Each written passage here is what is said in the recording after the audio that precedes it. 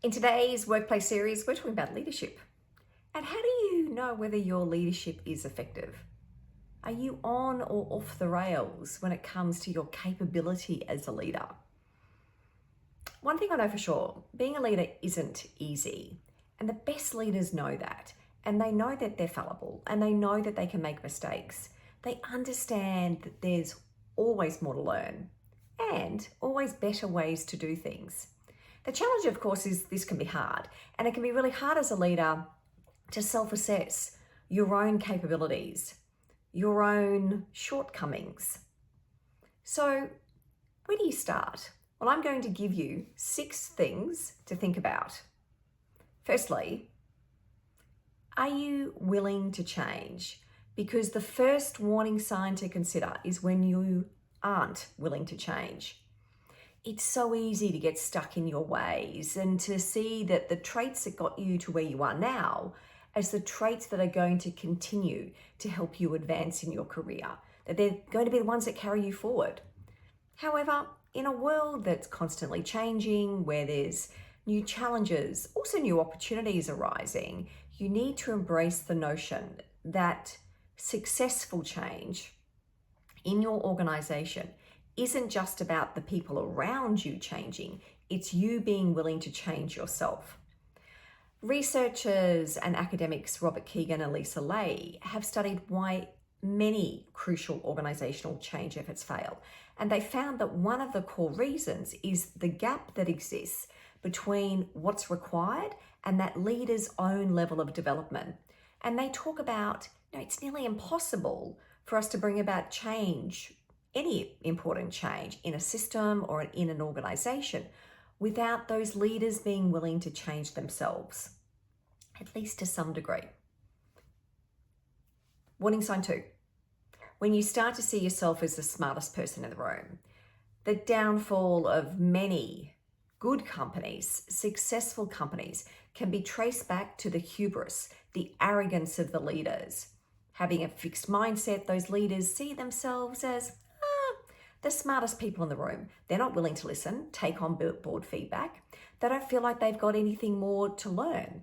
In contrast, effective leaders, influential leaders, no, they don't have all the answers. They're constantly seeking to push those boundaries, to question, inquire, and to learn more. Number 3, surround yourself with sycophants. Well, you know what it's like when you surround yourself with yes people? It can feel good initially. It's nice to have people validate your ideas and validate what you're saying. It can feel like it's making things kind of easier. The challenge, of course, is that only works in the short term. It doesn't create long-term sustainable success. You need differences of opinion.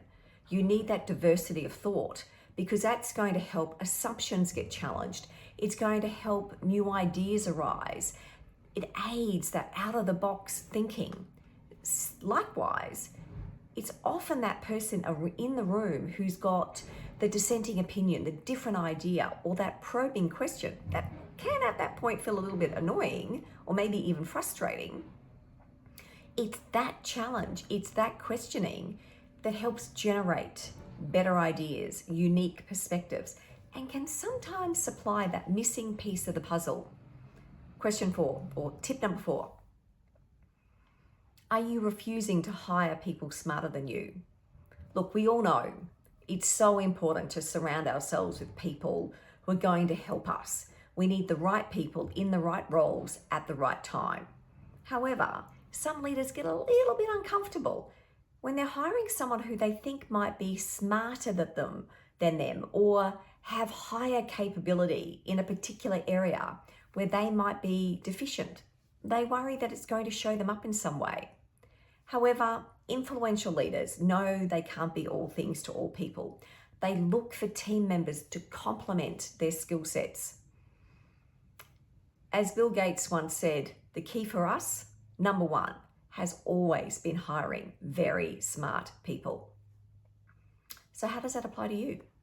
Number 5, last to hear bad news. When only good news hits your desk or hits your inbox, you need to start worrying. because it's likely that the people around you aren't really telling you what's going on. It's a sign that they don't trust how you're going to react when you hear bad news. Effective leaders, influential leaders, welcome all types of news, even news that's difficult to hear. How you react is not only a test of your character and a test of how you lead, but it sets the standard for what happens next and what happens in the future. If you get grumpy, annoyed, frustrated, the old adage of shoot the messenger, next time an issue arises, it's far less likely there are going to be people around you willing to let you know. Number 6, do you play favorites? Play favorites with your team members. Your team are acutely aware if they're being treated differently. We see it, we can feel it, we can sense it. Look, I know what it's like. It's easy sometimes that there are people that you just kind of connect with more readily. You can instantly form rapport. However, if you allocate resources, rewards, promotions, or your time in a way where it's unfair or even perceived to be unfair, that can create issues. You want to treat each person individually to recognize those individual needs, but do it in a way that is respectful and fair. Great leaders, influential leaders, recognize that each person is unique and therefore that they've got those different needs. And then they work to bring out the best in everyone around them and in a way where people feel valued and respected. So I've shared 6 tips, 6 things to challenge yourself on. As you go through each of those, where would you place your leadership? Effective, ineffective, on the rails or off the rails? Share your comments in the thoughts below. Take care. Have a great week.